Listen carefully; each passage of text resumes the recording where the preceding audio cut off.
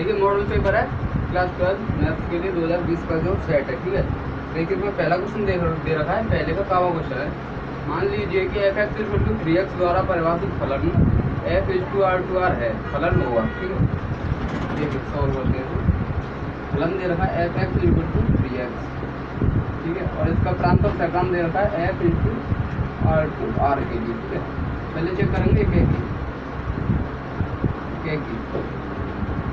एक चेक करने के लिए मान करते क्या है, माना दो संख्याएं इस प्रकार हैं, इस प्रकार हैं x1 और x2 दो संख्या हमने मान ली जो कि इस प्रकार हैं कि f(x1) = f(x2) है, ठीक है। Then we have to prove that हमें प्रूव करना होता है कि लिए कि x1 जो हमने माना है x1 = x2 होगा, ठीक है। ये हम मान लेते हैं x1 और x2 दो संख्या इस प्रकार होती हैं कि f(x1) = f(x2) होता है, ठीक है। और हमको एक चीज प्रूव करने के लिए चेक ये करना होता है कि x1 जो है x2 के इक्वल है, ठीक है। तो देखिए f(x1) अगर हम निकालें तो f(x) = 3x है, तो f(x1) = क्या हो जाएगा 3x1 हो जाएगा, ठीक है। f(x2) क्या हो जाएगा 3x2 हो जाएगा, ठीक है। कंडीशन है f(x1) = f(x2), तो इसे हम इक्वल रख देंगे तो ये और ये इक्वल हो जाएगा, 3x1 = 3x2, 3 से 3 कैंसिल, यहाँ से आपको मिलेगा फाइनली x1 = x2। यही एक के लिए प्रूव करना होता है, तो फलन आपका एक ही होगा, ठीक है, एक ही तो होगा। अब देखिए अच्छा तक चेक करते हैं, अच्छा तक के लिए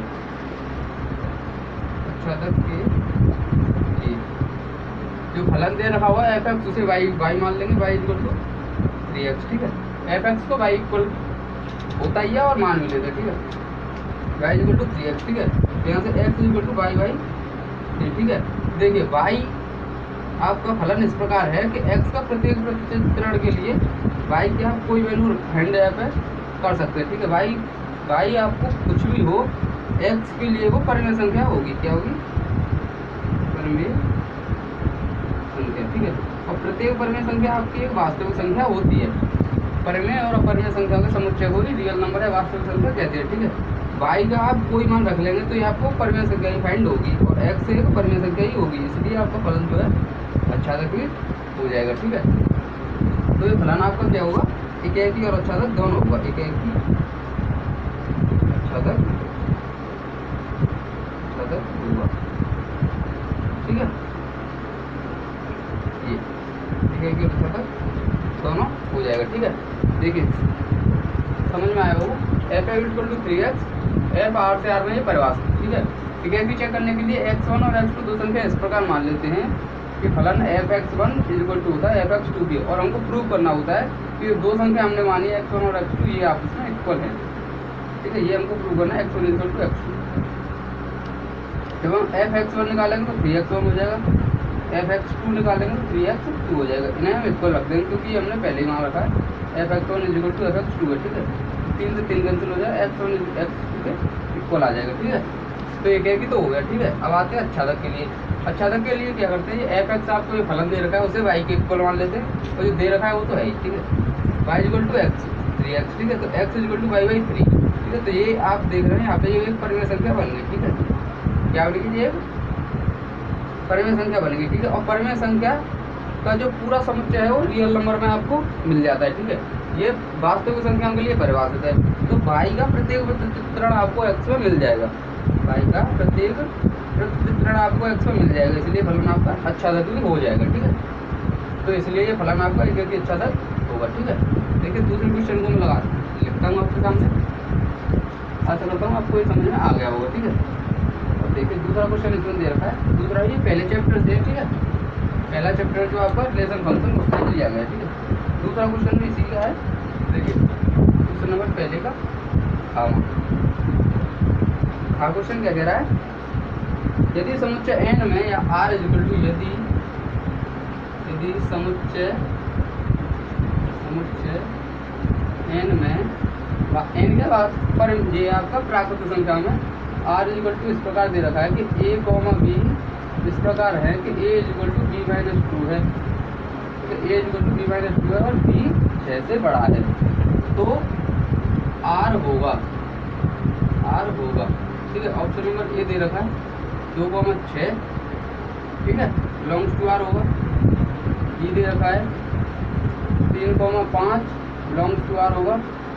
सी दे रखा है, सी आपको दे रखा है 6,8 बिलोंग्स टू आर होगा। और डी दे रखा है 7,8 बिलोंग्स टू आर होगा, ठीक है। तो देखिए ये हमको चेक करके बताना है कि आपको इस तरह से कौन सा सही होगा, ठीक है। देखिए समुच्चय आपको एन दे रखा है, पहले तो ये एन क्या होता है, एन में आपकी प्राकृतिक संख्या होती है। एन क्या होती है, 1 होता है, 2, 3, 4 इस प्रकार से होती है, ठीक है। धनात्मक होती है और इनमें पॉइंट का भी नहीं आता है, 1 से स्टार्ट होती है, ठीक है, इन्फिनिटी तक जाती है, ठीक है। तो देखिए आपको रिलेशन दे रखा है, आर इस प्रकार दे रखा है कि ए इक्वल टू बी माइनस 2 है और बी आपका हमेशा 6 से बड़ा ही बड़ा है, ना 6 के इक्वल है ना 6 से छोटा, 6 से बड़ा है केवल, ठीक है। देखिए 6 यहाँ पे 6 के इक्वल है तो ये तो होगा नहीं, ठीक है। क्यों नहीं होगा, क्योंकि बी का मान हमेशा 6 से बड़ा है। और ये आपको दे रखा है पहले ए का मान आएगा फिर बी का, पहले ए का होगा फिर बी का होगा। तो ये बी का मान यहाँ पे 6 है, 6 के लिए तो ये रिलेशन है ही नहीं, क्योंकि 6 से बड़ा लेना ना कि 6 लेना है। 5 पे भी नहीं होगा, 8 पे हो सकता है और यहाँ पे भी 8 हो सकता है, ठीक है। तो अब ए की वैल्यू हम कैलकुलेट कर लेते हैं 8 पर, ठीक है। जब बी इक्वल टू आपको दे रखा है 8 देगा, ये रहा बी का मान 8 है, ठीक है।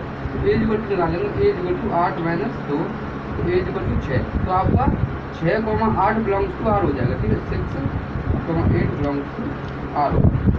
ए का मान आपको 6 प्राप्त होगा जब बी का मान आप 8 रखते हैं, तो 6,8 बिलोंग्स टू आर होगा, ठीक है, ना कि 7,8 बिलोंग्स टू आर। ये नहीं होगा, ये भी नहीं होगा, ये भी नहीं होगा, सी राइट होगा, ठीक है। ऐसा करता हूँ, आपको समझ में आया होगा, ठीक है। देखिए क्वेश्चन नंबर पहले का गाँव का आता है, देखिए पहले का गा क्वेश्चन समाकलन करना है इसमें आपको।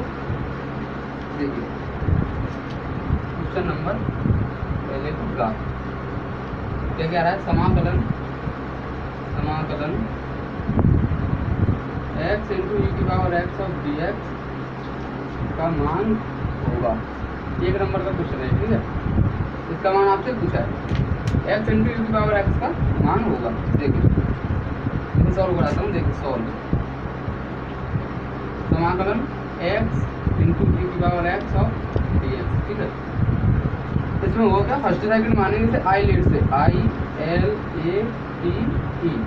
ठीक है। आई लेट होता है फर्स्ट सेकंड फंक्शन होता है, ठीक है। इसमें क्या होगा, x आई आपको होता है इनवर्स फंक्शन, इसमें कोई है नहीं, ठीक है। लॉगरिथम भी नहीं है। और ये होता है आपका एलजेब्रिक फंक्शन, एलजेब्रिक आपका x है, तो x आपका फर्स्ट बनेगा और e की पावर x, ये होता है एक्सपोनेंशियल फंक्शन, इसमें e की पावर x हो, e की पावर 2x हो, ये हो, तो इसे एक्सपोनेंशियल कहते हैं। इसे हमेशा दूसरा फलन मानते, दूसरा फंक्शन मानते हैं, ठीक है। तो ये दूसरा बन जाएगा। अब आपको फॉर्मूला इसका याद होगा कि समाकलन करना हो फर्स्ट इंटू सेकंड का, तो इसे कैसे करते हैं, क्या पहले को लिखते हैं इंटू समाकलन ऑफ सेकंड, ठीक है, माइनस समाकलन D over d x of first करते हैं, ठीक है। D over d x of first into फिर समाकलन करते हैं सेकंड का डी एक्स और उस पूरे का भी समाकलन कर देते हैं, ठीक है। ये फॉर्मूला होता है। फर्स्ट सेकंड का अगर समाकलन करना हो तो होगा क्या, फर्स्ट को लिखेंगे इंटू सेकंड का समाकलन कर देंगे, minus D over d x of first into second का समाकलन और उस पूरे का भी एक बार समाकलन, ठीक है। तो इसमें रखेंगे जब आपको समाकलन करना है x इंटू ई की power x of D x, ये आपको करना है, ये आपका फर्स्ट है और ये आपका सेकंड है। इसमें रख देंगे, तो पहले रखेंगे फर्स्ट को, x लिखा इंटू ई की पावर x सेकंड है, इसका समाकलन minus integral D over d x of first क्या है x है इंटू समाकलन ऑफ सेकंड क्या है ई की पावर x और डी एक्स और इस पूरे का भी होल डी एक्स, ठीक है। देखिए यहाँ से करेंगे x लिखा है, x लिखा देंगे इंटू ई की पावर x का समाकलन ई की पावर x होता है, ठीक है। ई की पावर x माइनस समाकलन लगा रहने देंगे, ठीक है। D over d x of x करेंगे तो x का x के सापेक्ष अवकलन 1 होता है इंटू ई की पावर x का समाकलन, ई की पावर x का समाकलन ई की पावर x और इस पूरे का भी समाकलन होगा, ठीक है। ये समाकलन लगा देंगे, ठीक है। देखिए हुआ क्या, x इंटू ई की पावर x लिखा रहने देंगे माइनस ई की पावर x का समाकलन ई की पावर x हो जाएगा, ठीक है। यहाँ से e की पावर x आप कॉमन ले देंगे, e की पावर x कॉमन क्या होगा, x माइनस 1 बचेगा प्लस का c, यही आपका हो जाएगा आंसर। ठीक है, देख लीजिए समाकलन करना था x इंटू ई की पावर x ऑफ dx, इसका मान आपको पूछा है। ठीक है, तो ये देखो आपको फर्स्ट और सेकंड फंक्शन बनना है इसमें I L A T E से, आई लेट से आई आपका इन्वर्स फंक्शन होता है, इसमें कोई इन्वर्स नहीं है, लॉगरिथम भी नहीं है, एलजेब्रिक फंक्शन आपका x है। ठीक है, एलजेब्रिक x है इसलिए इसे फर्स्ट मान लेंगे, और एक्सपोनेंशियल आपका लास्ट में आता है इसलिए इसे सेकंड मान लेंगे। ठीक है, यदि आपको समाकलन करना हो फर्स्ट इंटू सेकंड का समाकलन करना हो तो इसका तरीका होता है फर्स्ट इंटू सेकंड का समाकलन। ठीक है, minus D over d x of first, मतलब पहले का अवकलन इंटू दूसरे का समाकलन और इस पूरे का भी समाकलन। ठीक है, तो ऐसे इसको करेंगे जब x इंटू ई की पावर x डी एक्स, ये फर्स्ट है ये सेकंड है, तो क्या करेंगे फर्स्ट को लिखा सेकंड का समाकलन माइनस समाकलन D over d x of first into second का समाकलन और इस पूरे का भी समाकलन। ठीक है, x है लिखा रहने दो, ई की पावर x का समाकलन, ई की पावर x माइनस है ये माइनस। ठीक है, D over d x of x का 1 हो जाएगा, ई की पावर x का समाकलन ई की power x of D x. ठीक है, x इंटू ई की पावर x से लिखा दे देंगे, ई की पावर x का समाकलन ई की पावर x हो जाएगा। देखिए ई की पावर x यहाँ पे भी है, यहाँ पे भी है, ई की पावर x कॉमन लेते हैं तो x माइनस 1 प्लस का c, ये आपका राइट आंसर हो जाएगा। ठीक है, देखिए आशा करता हूँ ये आपको समझ में आ गया होगा। ठीक है, देखिए नेक्स्ट क्वेश्चन करवाता हूँ, पहले का घावा क्वेश्चन है। ठीक है, देखिए क्वेश्चन नंबर पहले का घाव, क्वेश्चन नंबर है क्वेश्चन नंबर पहले का घाव। देखिए क्या दे रखा है, 2x square d two y over d x square, ठीक है, माइनस का d y over d x plus का वाई इक्वल टू 0 की कोटि है, कोटि आपसे पूछी है, तो ऑप्शन नंबर ए दे रखा है 2 है, 2 है। ठीक है, बी ऑप्शन दे रखा है 0 है, सी दे रखा है आपको 1 है, और डी दे रखा है आपको परिभाषित नहीं है, परिभाषित नहीं है। ठीक है, ये आपको 4 ऑप्शन दे रखे हैं। देखिए इसे एक बार लिख लेते हैं, इसको बहुत ही इजी क्वेश्चन है, मैं आपको बता दूँ ये कैसे होता है। देखिए 2x square d two y over d x square minus का d y over d x plus का वाई इक्वल टू 0। इसकी कोटि आपको बतानी है, कोटि क्या होती है, किसी भी अवकल समीकरण में ये देखा जाता है उसका मैक्सिमम अवकलन कितनी बार हुआ है, वही उसकी कोटि होती है। ठीक है, तो यहाँ पे आप देख रहे हैं इसका अवकलन यहाँ पे 2 बार हुआ है, यहाँ पे 1 बार, यहाँ पे 1 बार नहीं हुआ है, तो मैक्सिमम अवकलन आपको 2 बार हुआ है। ठीक है, कितनी बार, 2 बार, इसलिए इसकी कोटि क्या हो जाएगी, 2 हो जाएगी। ठीक है, कोटि आपकी 2 होगी। अब यदि आपको इसकी घात पूछ लेता, घात, तो घात आपको क्या करनी है, घात आपको उसी की देखनी है जिसका मैक्सिमम कोटि होगी, जिसकी मैक्सिमम कोटि होगी उसी की घात आपको चेक करनी होती है। ठीक है, तो मैक्सिमम कोटि क्या है, ये है, इसकी पावर मैक्सिमम 1 है, तो इसकी घात 1 हो जाएगी, और इसकी कोटि कितनी होगी, 2 होगी, और घात 1 होगी। ठीक है, आशा करता हूँ ये आपको समझ में आ गया होगा, बहुत ही ईजी क्वेश्चन है। ठीक है, 1 नंबर का आया था 2020 के सेट में। ठीक है, देखिए नेक्स्ट क्वेश्चन भावा हो गया, हंगामा। देखिए हंगा क्वेश्चन क्या कर रहा है, क्वेश्चन नंबर पहले का हंगामा। ठीक है, देखिए आपको पूछा गया है 2 सदिशों, 2 सदिश दे रखे हैं, 2 सदिशों, 2 सदिश दे रखे हैं आपको 2i कैप प्लस जे कैप प्लस के कैप, 2i कैप प्लस जे कैप प्लस के कैप, और दूसरा दे रखा है आई कैप माइनस का 4 जे कैप, आई कैप माइनस का 4 जे कैप प्लस का के कैप, के कैप परस्पर लंब है, प्लस का लैम्बडा के कैप है। ठीक है, प्लस का लैम्बडा के कैप परस्पर लंब है, परस्पर लंब है, क्या है, लंब है, ये परपेंडिकुलर है, तो लैम्बडा का मान होगा, लैम्बडा का मान होगा। ठीक है, ये लैम्बडा का मान आपको कैलकुलेट करके बताना है। ठीक है, देखिए 2 सदिश दे रखे हैं, मान इसे आप वेक्टर ए मान लीजिए और इसे वेक्टर बी मान लीजिए, इतना तो हम कर सकते हैं। ठीक है, माना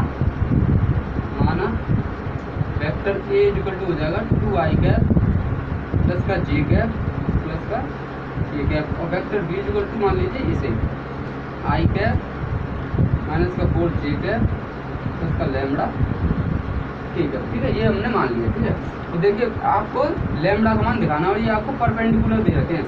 गिवन दैट है, given that vector a is perpendicular on vector b. ठीक है, वेक्टर ए वेक्टर बी का परपेंडिकुलर है। ठीक है, तो आपको लैम्डा का जो वैल्यू है वो कैलकुलेट करना है। तो वी नो दैट हम जानते क्या है कि दो वेक्टरों का अदिश गुणनफल vector a into vector b, vector a dot vector b क्या होता है, mod of vector a into mod of vector b cos theta, ये होता है ना। और थीटा आपको क्या दे रखा है, थीटा इक्वल टू 90 डिग्री। इसमें जब 90 डिग्री रखेंगे थीटा की जगह कॉस 90 हो जाएगा। तो कॉस 90 की वैल्यू होती है 0, तो कॉस 90 की वैल्यू 0, तो ये पूरा ही 0 हो जाएगा। ठीक है, तो क्या आएगा, vector a dot vector b equal to 0 आपको फाइंड हुआ। ठीक है, वेक्टर ए की वैल्यू ये रही 2i कैप प्लस का j कैप प्लस का k cap dot vector b की वैल्यू ये रही i कैप माइनस का 4j कैप प्लस का lambda k cap equal to, देखिए इसका डॉट आपको कराना है। तो होता क्या है, i का डॉट i के साथ होता है, j का j के साथ और k का k के साथ होता है। ठीक है, तो दो यहाँ पे i का गुणांक 2 है, यहाँ पे 1 है। ठीक है, तो 2 एकम 2 होगा। ठीक है, यहाँ पे j का 1 है, यहाँ पे -4 है, तो -1 का गुणा से -4 से कराएंगे तो माइनस का 4 मिलेगा। ठीक है, कि यहाँ पे 1 है, यहाँ पे लैम्डा है, प्लस का लैम्डा इक्वल टू 0। ठीक है, ये 0 है, ये a डॉट भी 0 है, तो a dot b equal to 0। ठीक है, तो हुआ क्या, लैम्डा इक्वल टू यहाँ से क्या हो जाएगा, माइनस का 2 उधर चले जाएगा, ये प्लस का 2 हो जाएगा, तो लैम्डा का मान 2 होगा। ठीक है, यही आपका आंसर है। ठीक है, आशा करता हूँ आपको समझ में आ गया होगा। ठीक है, देखिए करना क्या है, दो सदिश दे रखे हैं 2i cap plus j cap plus k cap और i कैप माइनस का 4j कैप प्लस का लैम्डा k कैप परस्पर लंब हैं, तो लैम्डा का मान होगा। लैम्डा का मान आपसे पूछा है। करना क्या है, पहले एक काम आप करिए, इसे वेक्टर ए मान लीजिए, इसे वेक्टर बी मान लीजिए। माना वेक्टर ए ये है और वेक्टर बी ये है, देखिए। और गिवन दैट है आपको वेक्टर ए परपेंडिकुलर है वेक्टर बी पर। ठीक है, वी नो दैट हम जानते क्या है कि ए डॉट बी दो सदस्यों का अदिश गुणनफल vector a dot vector b का मॉड इंटू कॉस थीटा होता है। ठीक है, और थीटा को 90 डिग्री दे रखा है और कॉस 90 की वैल्यू 0 हो जाती है, तो ये पूरा भी 0 हो जाएगा क्योंकि इंटू में है। ठीक है, ए डॉट बी 0 हो जाएगा। तो वेक्टर ए ये रहा, वेक्टर ए की जगह ये रख दिया, डॉट वेक्टर बी की जगह ये रख दिया, ये आपका ओवरऑल 0 है। ठीक है, 0 है। अब डॉट प्रोडक्ट आप कैसे कराते हैं, डॉट प्रोडक्ट भी आपको पता होगा। डॉट प्रोडक्ट कराने के लिए आई का गुणा आई से, जे का जे से और के का के से। ठीक है, तो यहाँ पे आई का गुणांक 2 है, यहाँ पे 1 है, तो 2 एकम 2। ठीक है, यहाँ पे जे का 1 है, यहाँ पे -4 है, तो माइनस का 4 प्लस का यहाँ पे 1 है, यहाँ लैम्डा है, तो प्लस का लैम्डा इक्वल टू 0। ठीक है, 2 में से -4 से 2 जाएंगे तो माइनस का 2 बचेंगे, माइनस का 2 उधर चले जाएगा, तो लैम्डा का मान 2 से फाइंड हो जाएगा। ठीक है, तो लैम्डा का मान 2 होगा। ठीक है, आशा करता हूँ ये आपको समझ में आ गया। देखिए ये क्वेश्चन हो गया। अब देखिए नेक्स्ट क्वेश्चन की ओर चलते हैं।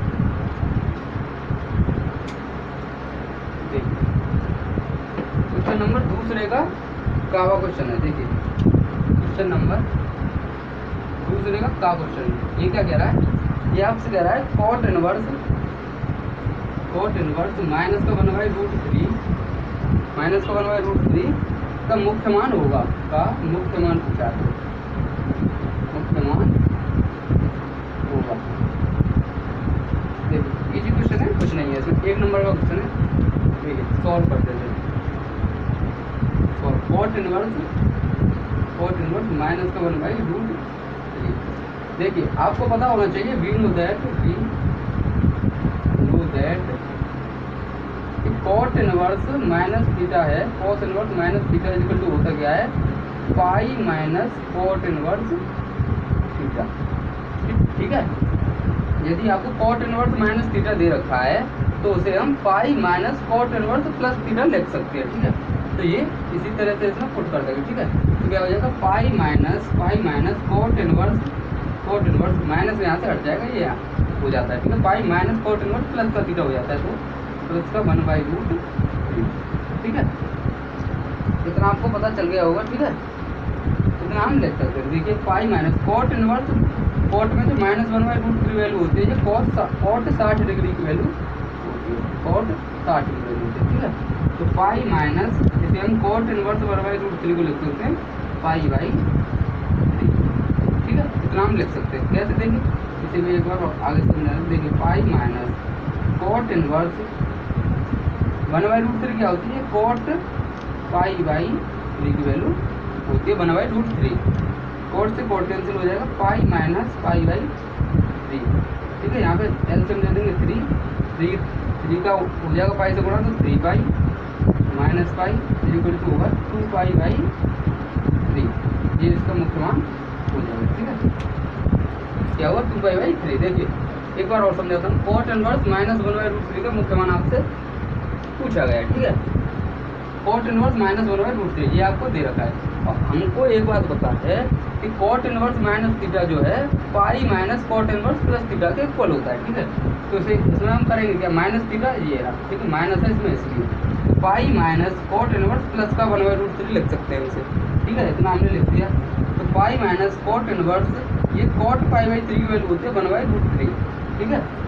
इसलिए 1/√3 को हम कॉट पाई बाई 3 लिख सकते हैं। कॉट से कॉट इनवर्स कैंसिल हो जाएगा, पाई माइनस पाई बाई 3 ये आ गया। यहाँ पे 3 एलसीएम आ जाएगा, 3 का गुणा स्पाइस हो जाएगा माइनस पाई, 3 पाई माइनस पाई, यहाँ पे 3 पाई से पाई जाएगा तो 2 पाई बटे 3 है, ठीक है। तो यही आपका आंसर हो जाएगा, ठीक है। आशा करता हूँ ये भी आपको समझ में अच्छे से आ गया होगा, ठीक है। इसे मैं साफ करता हूँ और देखिए नेक्स्ट क्वेश्चन की तरफ बढ़ते हैं। देखिए 1 नंबर का क्वेश्चन है, कोई ज़्यादा बड़ा भी क्वेश्चन नहीं, ठीक है। लगाते रहिए और अपनी तैयारी को कंटिन्यू रखिए। देखिए पेपर तो होने ही यूपी बोर्ड के क्लास 12 के पेपर तो कभी कैंसिल नहीं हो सकते, ठीक है। देखिए नेक्स्ट क्वेश्चन दे रखा है इसमें, दिखाइए कि फलन, देखिए क्वेश्चन नंबर दूसरे का खा, काफ़ी अच्छा क्वेश्चन है। दिखाइए कि फलन, दिखाइए कि फलन, दिखाइए कि फलन दे रखा है आपको f(x) equal to mod x, f(x) equal to mod of x, mod x, ठीक है। मॉड x इक्वल टू 0 पर असतत है, x इक्वल टू 0 पर सतत है। मॉड x इक्वल टू 0 पर सतत है, ये दिखाना है, ठीक है। देखिए ये आपको दिखाना है कि फलन जो है f(x) equal to mod x बराबर 0 पर सतत है कि नहीं है। तो देखिए ये आपको दिखाना है, ठीक है। तो देखिए इसे कैसे सॉल्व करते हैं, सॉल्व, एक मिनट मार्कर चेंज कर लेता हूँ। देखिए f(x) इक्वल टू आपको दे रखा है f(x) equal to mod x, ठीक है। और x इक्वल टू 0 पर ये आपको कॉन्टिन्यूअस चेक करना है, ठीक है। तो देखिए करते क्या है, पहले हम LHL निकाल लेंगे, इसमें LHL निकालते हैं और एक हम इसकी RHL निकालते हैं, RHL। एक हम जिस बिंदु पर ये सतत पूछा है उसकी वैल्यू निकालते हैं, f(0) निकालेंगे, ठीक है। ये हम चेक करेंगे। तो LHL कैसे निकालेंगे, limit x tending to 0 minus f(x), ठीक है। तो लिमिट एक बार और लिखते हैं, limit x tending to 0 mod x, ठीक है। मॉड x को यहाँ पे h से इसे रिप्लेस कर देंगे, लिमिट h टेंडिंग टू 0 कर देंगे और 0 माइनस h हो जाएगा, ठीक है। h की जगह 0 पुट करेंगे तो 0 ही आपको फाइंड होगा, ये आपको मॉड में है, ठीक है। तो ओवरऑल ये 0 ही आएगा, h को 0 से रिप्लेस कर देंगे तो 0 ही आएगा, ठीक है। अब देखिए RHL कैसे निकालते हैं, limit x tending to 0 positive f(x) रखते हैं, ठीक है। फिर क्या रखेंगे, लिमिट h से इसे रिप्लेस करेंगे, h टेंडिंग टू 0 मॉड में, देखिए ये मॉड में 0 प्लस h हो जाएगा, ठीक है। 0 प्लस h हो जाएगा क्योंकि मॉड x आपका फंक्शन है, ठीक है। 0 प्लस h हो जाएगा, h से इसे रिप्लेस कर देंगे तो मॉड में 0 आएगी, इसका भी वैल्यू 0 ही आ जाएगी, ठीक है। f(0) निकालेंगे, f(0), ठीक है, मॉड में 0, ओवरऑल ये भी 0 हो जाएगा। यहाँ पे LHL इक्वल टू है RHL के, तो वो इक्वल है f(0) के। यही हमको कॉन्टिन्यूअस दिखाने के लिए प्रूफ करना होता है, ठीक है। ये आपका इसलिए x इक्वल टू 0 पर ये फलन f(x) equal to mod x सतत होगा, ठीक है। देखिए एक बार मैं आपको समझा देता हूँ। देखिए f(x) equal to mod x दे रखा है और पूछा गया है कि x बराबर 0 पर ये फलन है वो सतत होगा कि नहीं होगा, ठीक है। देखिए कैसे चेक करते हैं, f(x) equal to mod x है और x बराबर 0 पर चेक करना है, ठीक है। चेक करने के लिए हम LHL निकालते हैं, left hand limit, right hand limit और जिस बिंदु पर वो फलन पूछा गया है कॉन्टिन्यूअस उसकी वैल्यू भी निकालते हैं, ठीक है। LHS कैसे निकालेंगे, limit x tending to 0 minus f of x, ठीक है, लिमिट x टेंडिंग टू 0, ठीक है, और एफ ऑफ एक्स की वैल्यू क्या दे रखी है, mod x, ये ठीक है, mod x होती है। अब इस 0 को हम h से रिप्लेस कर देते हैं, ठीक है, limit h tending to 0 0 minus h mod में, ठीक है। अब लिमिट रखेंगे h की जगह पे 0 रखेंगे तो 0 माइनस 0 भी 0 ही आएगा, ओवरऑल 0 ही हो जाएगा, ठीक है। RHL निकालेंगे, RHL कैसे निकलेगा, limit x tending to 0 positive f of x, ठीक है, तो लिमिट इसको h से रिप्लेस करेंगे, ठीक है, 0 प्लस h होगा, ठीक है, तो ये भी यहाँ पे h को 0 से रिप्लेस कर देंगे तो 0 प्लस 0 भी 0 ही होगा, mod 0 की वैल्यू 0 ही आएगी, ठीक है, ये भी 0 आएगा। एफ ऑफ 0 निकालेंगे, एफ ऑफ 0 तो mod में 0 हो जाएगा, mod ऑफ 0 की वैल्यू भी 0 ही आएगी, ठीक है। LHL RHL और एफ ऑफ 0, देखिए ये भी 0 था, ये भी 0 है और ये भी 0 है, ये तीनों इक्वल है तो आपका फलन कॉन्टिन्यूअस हो जाएगा, ठीक है। आशा करता हूँ कि आपको समझ में आ गया होगा, ठीक है। देखिए इसे नोट कर लीजिए, देखिए क्वेश्चन नंबर दूसरे का गा क्वेश्चन को सॉल्व करा रहा हूँ, देखिए देखते रहिए, ठीक है। देखिए दूसरे का गा क्वेश्चन क्या दे रखा है, क्वेश्चन नंबर दूसरे का गा क्वेश्चन कहता है आपसे व्यवरोध हो, ये आपका उससे है, ये क्या बोलते थे उसमें जो ग्राफ बनाते हैं 12वां चैप्टर है, ठीक है, PPT जिसे बोलते हैं ना, लीनियर प्रोग्रामिंग, ठीक है, लीनियर प्रोग्रामिंग से लिया गया। देखिए व्यवरोध हो क्वेश्चन दे रखा है, व्यवरोध हो, पहला व्यवरोध दे रखा है x plus y is less than और इक्वल टू 4, ठीक है, पहला ये है, और दूसरा है x इज ग्रेटर देन और इक्वल टू 0 और y इज ग्रेटर देन और इक्वल टू 0, ठीक है। ये अंतर्गत